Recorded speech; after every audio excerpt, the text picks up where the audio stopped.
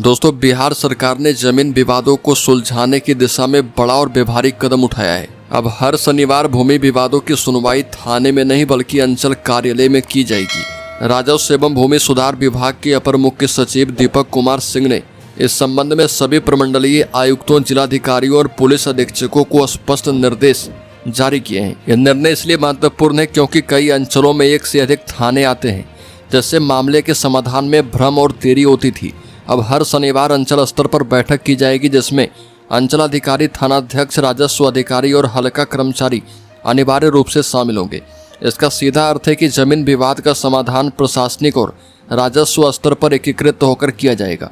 अगर किसी मामले में स्थल निरीक्षण की आवश्यकता होगी तो संयुक्त टीम का गठन किया जाएगा। इस टीम में अंचलाधिकारी और थानाध्यक्ष की मौजूदगी में प्राथमिकता होगी ताकि जमीन की वास्तविक स्थिति को समझते हुए निष्पक्ष कार्रवाई की जा पाए। सरकार ने साफ निर्देश दिया है कि यदि किसी विवाद में हिंसा की आशंका है तो इसकी सूचना तुरंत अनुमंडलाधिकारी को दी जाए। इससे न केवल विवादों को समय रहते सुलझाने में मदद मिलेगी बल्कि सामाजिक शांति और कानून व्यवस्था बनाए रखने में भी आसानी होगी। बैठकों की कार्रवाई पहले ऑफलाइन दर्ज की जाएगी और फिर मामले के निष्पादन के बाद पूरी रिपोर्ट को ऑनलाइन पोर्टल पर अपलोड करना अनिवार्य होगा। यह व्यवस्था पारदर्शिता और जवाबदेही सुनिश्चित करेगी। सिर्फ विवाद निपटारे तक ही यह कवायद सीमित नहीं है। पत्र में अंचलाधिकारी और थानाध्यक्ष को निर्देशित किया गया है कि वो अंचल क्षेत्र में सक्रिय जमीन माफियाओं पर भी पैनी नजर रखें। फर्जी कागजात और धोखाधड़ी के जरिए जमीन खरीद बिक्री करने वालों पर कड़ी कार्रवाई की जाएगी।